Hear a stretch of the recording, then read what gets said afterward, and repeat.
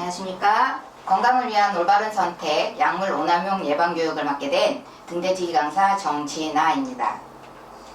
저는 서울 아산병원에서 간호사로 출발한 의료인이고요. 지금 현재 행정안전부 안전 전문 인력으로 활동을 하고 있습니다. 저는 오늘 약물 오남용 예방교육에 앞서서 여러분들에게 건강과 질병이 무엇인가라는 걸 생각해보게 했으면 좋겠습니다. 세계보건기구에서는 신체적, 정신적, 사회적으로 모두 다 완벽해야, 완전해야 건강이라고 합니다. 여러분들 모두 다 안전하신가요?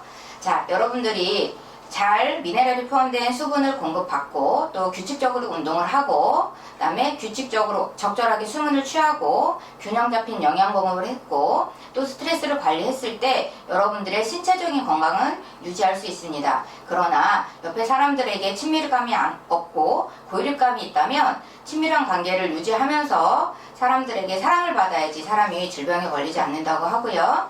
경제적으로 안정이 되어야 내가 무언가 문제가 생기더라도 해결을 할 수가 있단 말입니다. 그래서 건강수칙에는 여러 가지가 있는데 여러분들이 오늘 다시 생각해 봐야 될 문제는 질병에 걸렸을 때 약을 섭취하시고 그로 인해서 발생되는 문제들, 오남용으로 인해서 발생되는 문제들이 무엇인가를 얘기를 해 보려고 합니다.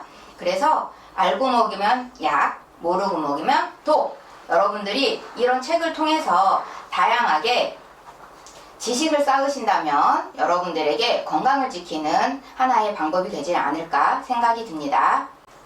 65세 이상 약물을 복용하고 계시는 분들을 통계를 했습니다. 그래서 국민건강보험공단에서 나온 통계자를 한번 보시겠습니다. 통계자를 보시면 1개나 2개 약을 드시는 분들, 3개, 4개, 5, 6개, 10개 이상 드시는 분들로 분류를 했을 때 여러분들이 치료는 되겠어. 그러나 어떠한 문제들이 발생을 하나라는 것을 생각을 해보려고 합니다. 이번 위험이 약을 많이 드실수록 그만큼 늘어나고요. 사망 위험도 약을 많이 드실수록 사망 위험도 늘어난다고 합니다. 여러분들이 건강하고 병원에 입원하지 않으려고 드시는 약들이 많이 드시면 드실수록 더 병원을 가게 만드는 그런 문제가 있기 때문에 다시 한번 생각을 해봐야 된다는 거고요. 5개 이상의 약물을 복용하는 노인이 사망 위험이 25%가 증가한다고 해요. 그러면 여러분들이 몇 개 드시고 계신지 지금 숫자를 한번 세어보시면 어떨까 싶습니다.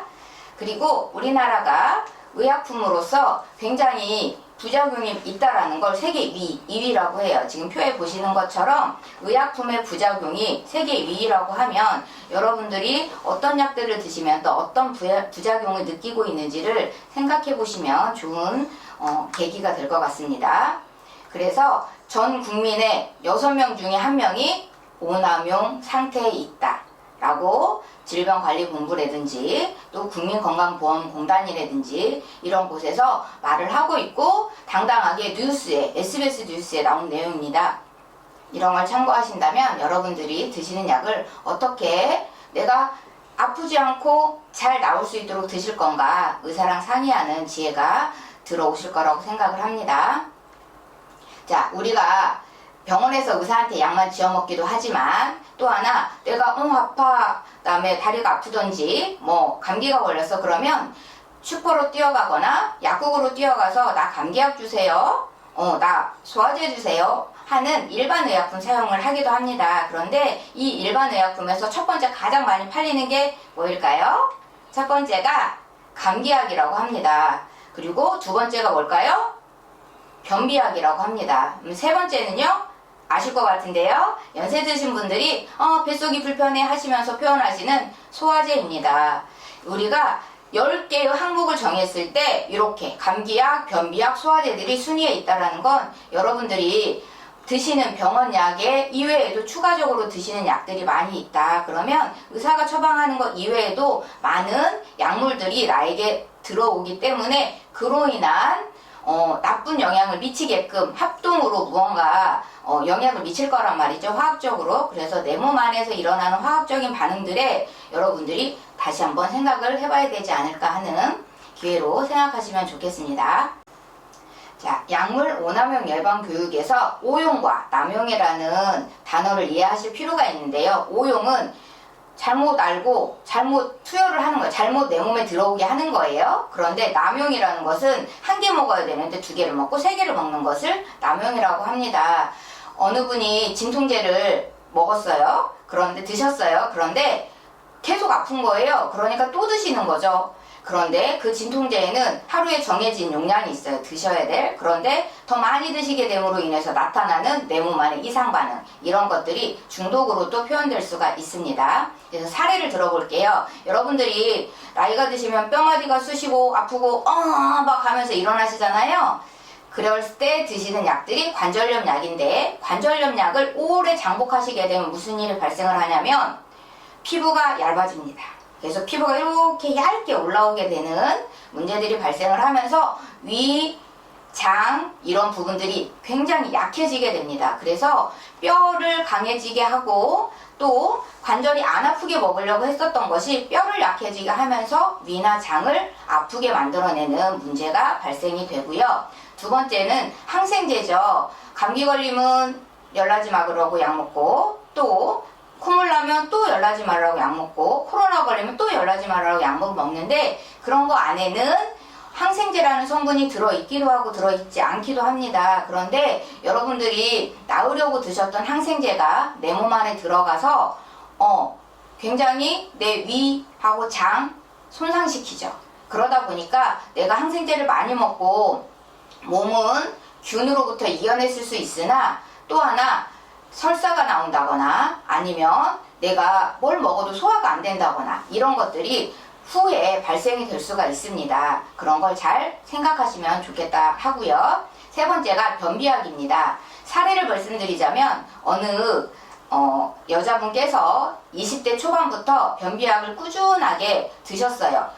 계속 대변이 안 나오다 보니까 양을 늘리고 또 양을 늘리고 했더니 변비가 계속 진행이 되면서 장 무력증이 온 거죠.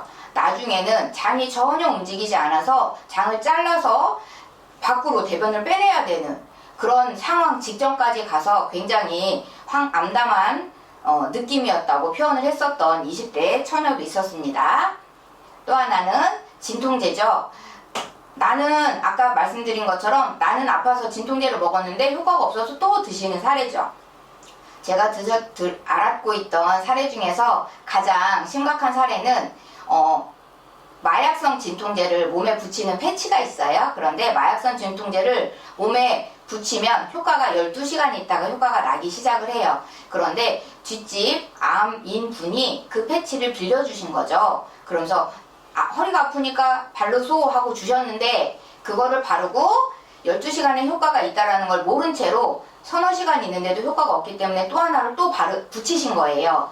그러고 나서 그 효과가 나타나는 그 12시간 이후에 그분이 기절을 하시고 응급실에 가셔서 여러 가지 MRI, CT를 찍었으나 원인을 찾지 못하는, 그래서 나중에 등에 붙인 그 진통제 패치를 뺐더니 의식이 깨어나는 그런 일이 발생한 경우도 있었습니다. 그래서 여러분들이 다른 사람의 약을, 다른 사람의 감기약이든 진통제든 뭐든 다른 사람의 약을 내 몸에 집어넣는 건 안 됩니다 라고 저는 꼭 말씀을 드립니다. 마지막으로는 요즘 다이어트 때문에 사람들이 굉장히 열광을 하고 있는데요. 다이어트 약을 의사한테 처방을 받으러 갑니다.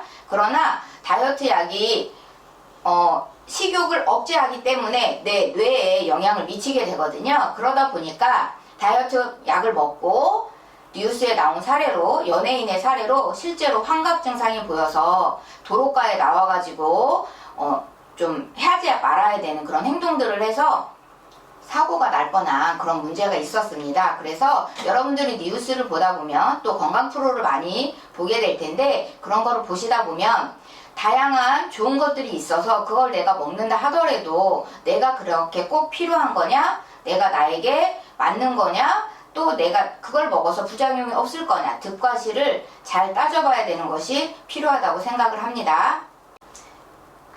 자, 처방전을 여러분들이 병원에 다녀오시면 저 종이를 받으시거나 아니면 약 봉투에 약의 이름이 써 있는 것들이 있을 겁니다. 그러면 그거를 보시면 내가 먹는 약이 의사가 설명해주고 약사님이 설명을 해주셨지만 그래도 조금 궁금해. 그래서 찾아보시면 좋지 않을까 싶어요. 왜냐하면 의사 선생님이나 약사 선생님들은 시간이 많이 촉박하셔서 자세하게 이런 부작용이 있습니다. 이런 문제가 발생이 되면 빨리 찾아오세요 라고 자세하게 설명을 해드릴 시간이 사실 없습니다. 그래서 그러니까 본인들이 교육을 받으시는 교육생들께서 스스로 정보 검색을 하기가 어려우실 수 있습니다. 그러면 자녀분들에게나 조금 더 아시는 분들에게 이런 정보들을 물어보셨으면 좋겠고, 의약품안전나라, 약학정보원 이런 사이트를 통해서 여러분들이 지식을 조금 더 쌓으실 수 있겠습니다.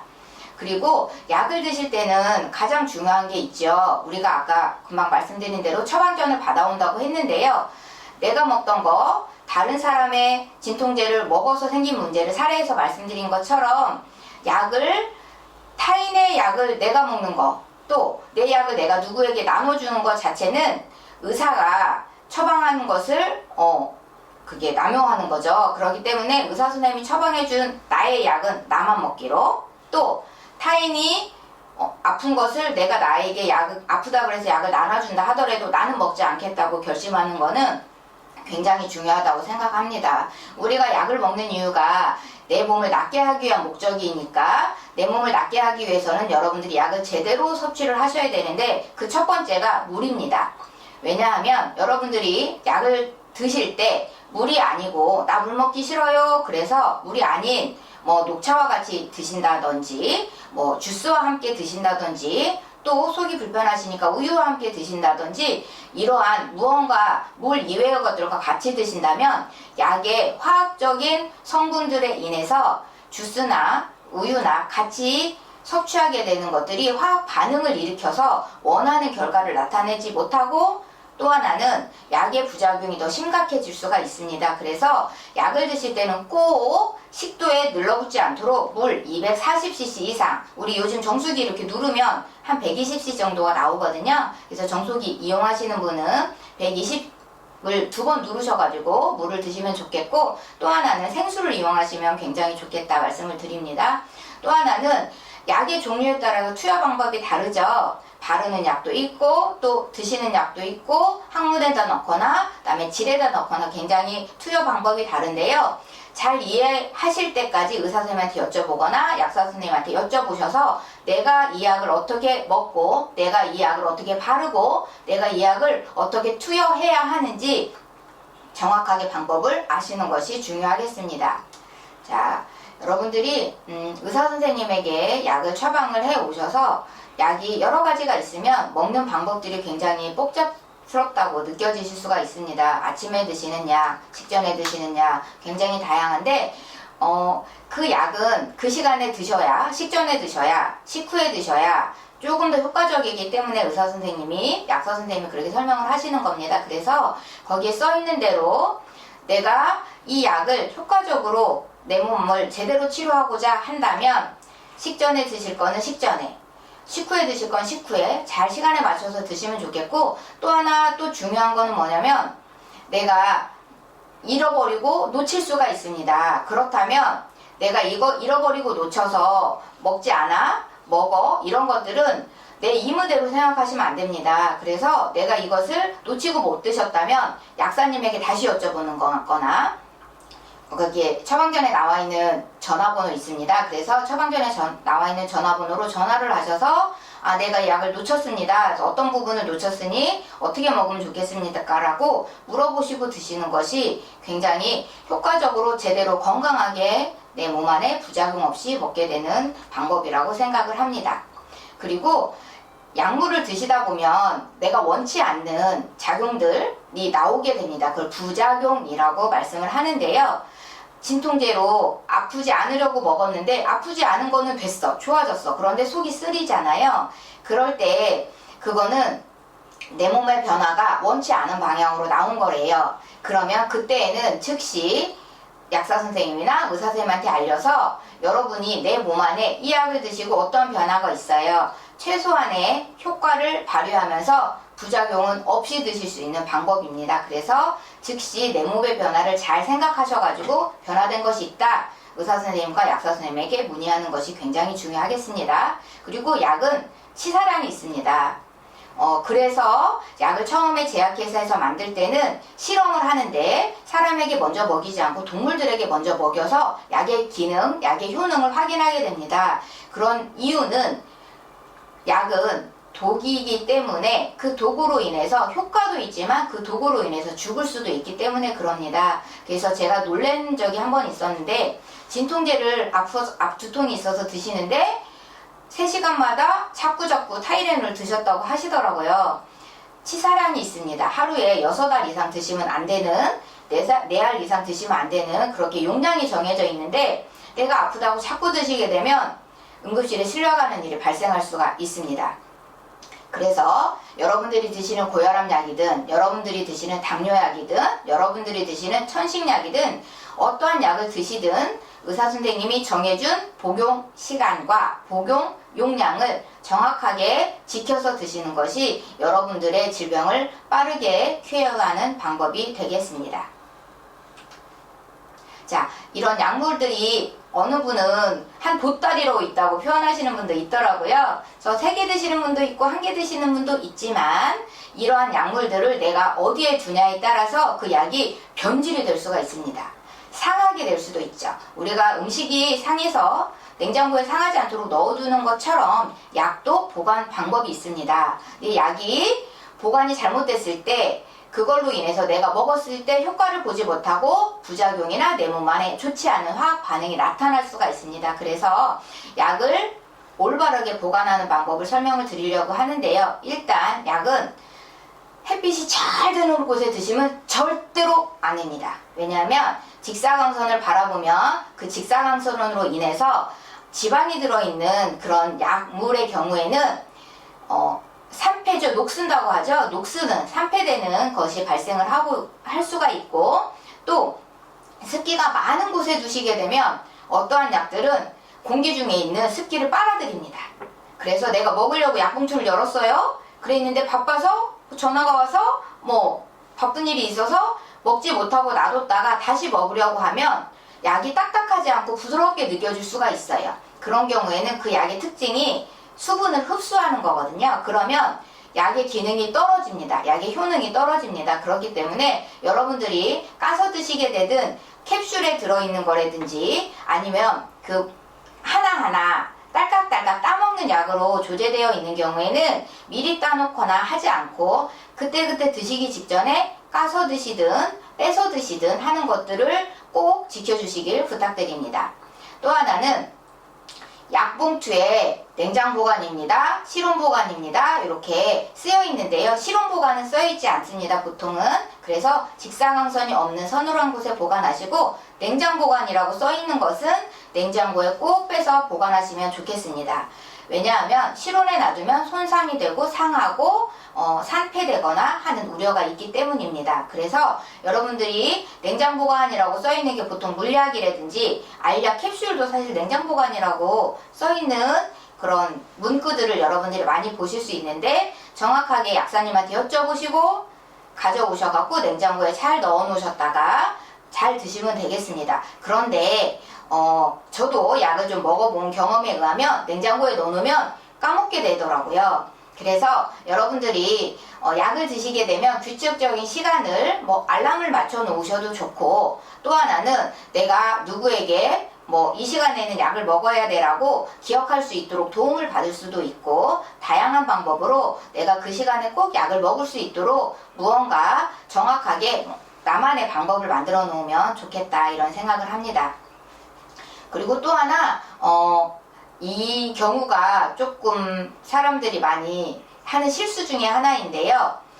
약이 통이 이제 통째로 의사 선생님이나 약 선생님이 주는 경우가 있습니다. 그러면 그 통을 다 쓰고 나면 빈통이 되면 다른 약을 담아 놓는 경우들이 있어요. 먹다 남고 뜯었다가 놔둔 약들을 담아 놓는데 그렇게 되면 그 기존의 약통에 써 있는 글자의 약인지 새로 내가 담아놨던 약인지 구분하지 못해서 잘못 알고 드실 수가 있습니다. 그리고 내가 기존에 먹었던 약과 또 통 안에 잘못 들어간 약이 섞여서 내가 한 알 먹어야 되는데 어떻게 2알 먹게 되는 그런 나도 모르게 발생되는 문제들이 있기 때문에 여러분들이 약을 드셨다면 그 봉투 그대로 놔두시면 좋겠고, 남은 것이 있더라도 또 통 안에 들어있던 약이어도 빈통이었더라도 그 빈통은 버리시고 다른 약을 넣어두시는 것은 안 된다는 걸 꼭 명심해 주시길 간곡히 부탁드립니다.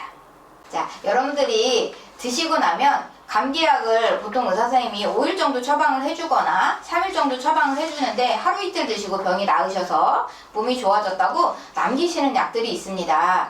그러나 여기서 제가 꼭 짚고 넘어가야 될 거 하나는, 특히 항생제가 들어가 있는 약은 의사선생님들이 꼭 그 기간만큼 드시라고 말씀을 합니다. 보통 최하 14일 정도는 항생제를 처방을 하게끔 되어 있는데요. 질환에 따라서. 그런데 항생제는 3일 먹고 중단하거나 5일 먹고 임으로 중단하거나 하게 되면 그 세균의 내성이 생겨서 다음에 그 항생제를 써도 효과가 없게 됩니다. 그거를 내성이라고 합니다. 그래서 항생제를 내가 임으로 중단하는 거는 절대로 그러한 행동은 하지 않도록 간곡히 부탁드리고요.